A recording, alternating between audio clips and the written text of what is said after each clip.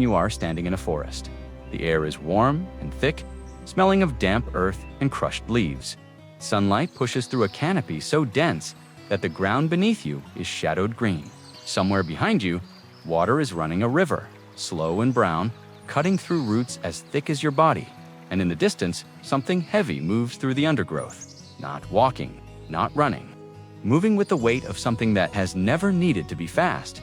You would never guess this from the maps you learned in school. But this is Antarctica, not the frozen wasteland you picture. A forest, alive, warm, breathing. And it is not a brief experiment of nature. It has existed like this for millions of years. So what happened? Roughly 50 million years ago, Antarctica looked nothing like the continent you know today. There was no ice sheet, no glaciers, no endless white desert.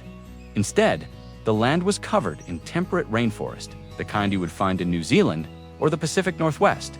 Giant southern beech trees lined rivers that had never felt frost. Ferns, the size of cars, uncoiled from the forest floor. And the soil beneath it all was dark, rich, and warm. Here is the thing that makes geologists uncomfortable. The fossils we have found in Antarctica are not from cold-adapted creatures. They are from animals that lived in warmth. Their bones were found in mud that was once soft, wet, and alive. The kind of mud that preserves footprints, not ice. The evidence did not come from drilling through ice or scanning beneath glaciers. It came from the rocks themselves. Sedimentary rock, the kind that forms at the bottom of rivers and lakes, sits beneath the Antarctic ice sheet like a buried diary. And inside those rocks, scientists found pollen not from cold climate grasses or frozen moss. Pollen from flowering trees, forests, an entire ecosystem that should not exist at the bottom of the world. They also found something else, root systems. Actual tree roots, fossilized in place, still embedded in the soil where they grew. Which means this was not a forest that migrated south for a warm summer and left when winter came. This was home. These trees lived here, died here, and became part of the ground. Scientists looked at the evidence and said, essentially, that should not be possible. But the rocks do not argue. They just sit there, holding a world that no longer exists. So how does a continent at the bottom of the Earth stay warm enough to grow trees? The answer is not what you would expect.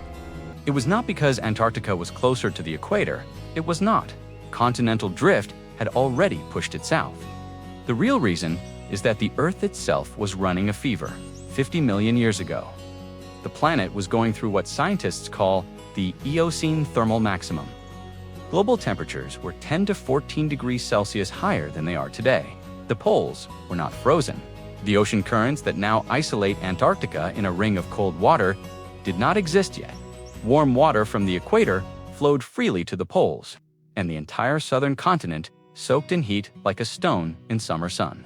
The same continent that now holds 60% of the world's fresh water and ice was once so warm that you could have walked through it in nothing but shorts.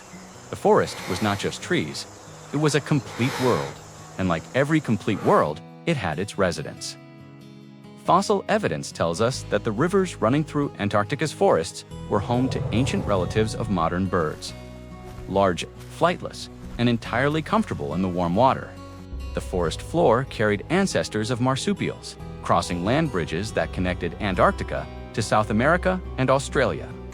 Before those continents drifted apart, there were no predators here, not in the way we understand them. The ecosystem was slow, steady, and warm. Nothing needed to be fast because nothing was hunting anything else to extinction. It was, by most standards, a quiet place, which, of course, is exactly what made it vulnerable, because the world was changing. Not quickly. Geology never does anything quickly, but inevitably, as the continents continued to drift. South America and Australia pulled away from Antarctica, breaking the land bridges that had connected them. The ocean currents that had kept Antarctica warm began to shift. The Drake Passage opened between South America and Antarctica, and suddenly, cold water from the Southern Ocean could circle the continent unbroken, a ring of cold water, spinning, spinning, spinning, isolating Antarctica from every source of warmth it had ever known.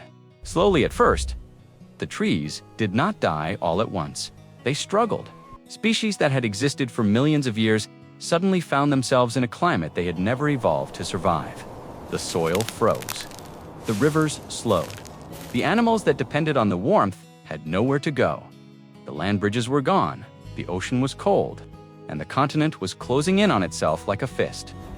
The final stage was not dramatic. There was no asteroid, no volcanic explosion, no single event that wiped everything out.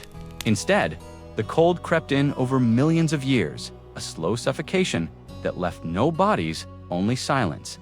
The last trees died. The last river froze. The last bird that had never known cold felt it for the first time. And then there was no second time. Snow began to fall on a continent that had forgotten what snow was.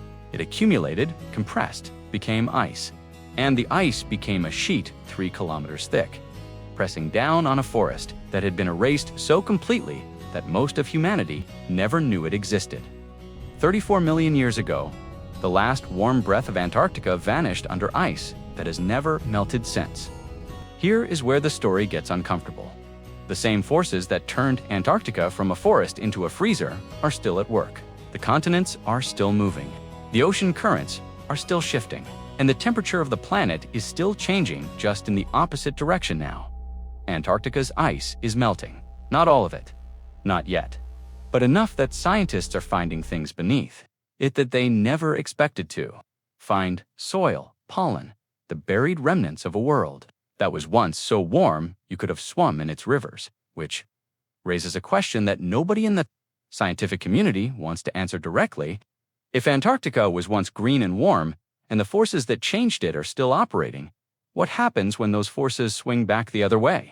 Not if, when that forest is gone. The rivers are ice. The animals that walked beneath those trees exist only as impressions in stone that most people will never see. But the rocks remember. And if you dig deep enough beneath 3 kilometers of ice, past the frozen layers that have never felt the sun, you will find something that should not be there. Roots